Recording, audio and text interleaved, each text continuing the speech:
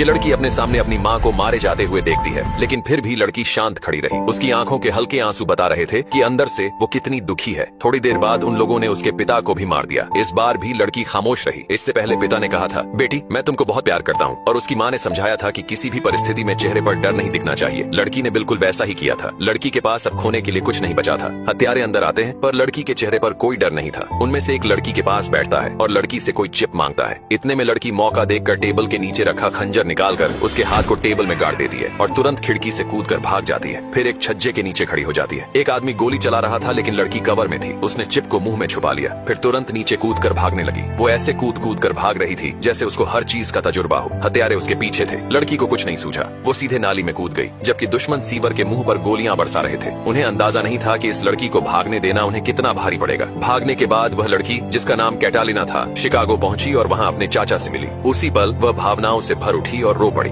अगले दिन रात के खाने पर उसके चाचा ने उससे पूछा कि वह बड़ी होकर क्या बनना चाहती है। उसने जवाब दिया, हिटमैन। वह अपने माता पिता की मौत का बदला लेना चाहती थी। 15 साल बाद 2 पुलिस वाले अपनी गाड़ी में खाना खा रहे थे, तभी एक कार आकर उनसे टकरा गई। एक नशे में और बेहद स्टाइलिश महिला बाहर निकली। पुलिस ने उसे पकड़ा और जब उसकी गर्दन में लटकता हार देखा तो पहचान लिया, वह वही लड़की थी, कैटालिना। पुलिस उसे जेल ले गई, जो कि कैटालिना की योजना का हिस्सा था। वह उसी रात एक कैदी की हत्या करना चाहती थी। रात में उसने ब्लैक ऑप्स सूट पहना, एक हेयर पिन से अपनी जेल की कोठरी का ताला खोला, दीवार पर लगे मॉनिटर को हटाया, एक चम्मच और पानी का गिलास लेकर बिजली के कमरे की ओर गई। उसने पहले वेंटिलेशन खोलकर बिजली के स्विच में चम्मच अटका दी, फिर गिलास में छोटा छेद कर दिया ताकि पानी धीरे धीरे गिरे और एक टाइमर जैसा काम करे। इसके बाद वह वेंटिलेशन शाफ्ट में चढ़ गई और घूमने वाले पंखे के पास इंतजार करने लगी। जैसे ही पानी चम्मच से टपका और बिजली के तारों पर गिरा, बिजली चली गई और पंखा रुक गया। उसने मौके का फायदा उठाकर अंदर घुस गई। उसी समय एक पुलिसकर्मी जो कैदी की निगरानी कर रहा था, वॉशरूम में गया। कैटालिना अचानक उसके पीछे से आई और उसे नीचे गिरा दिया। फिर उसने बेहोश पुलिस वाले को जेल के दरवाजे तक घसीटा, दुश्मन को बंदूक दिखाकर उसकी शर्ट उतरवाई और फिर उसे गोली मार दी। जब गोलियों की आवाज सुनकर बाकी पुलिस दौड़ती हुई आई तो उन्हें सिर्फ एक उलझा हुआ पुलिसकर्मी मिला, जिसके हाथ में बंदूक थी। छत पर कैटालिना का पीछा कर रहे पुलिस वालों से बचने के लिए वह बिल्डिंग की रेलिंग से लटक गई और फिर अपने सेल में लौटकर जल्दी से भेस बदल लिया। पुलिस की जांच के दौरान वह सबको चकमा देने में सफल रही। अगले दिन FBI इंस्पेक्टर रॉस शिकागो पहुंचे। उन्होंने मारे गए शख्स के शरीर पर लिपस्टिक से बनी एक ऑनर किड फूल की तस्वीर देखी। इससे उन्होंने अंदाजा लगाया कि ये काम किसी सीरियल किलर का है। ये 22वीं हत्या थी।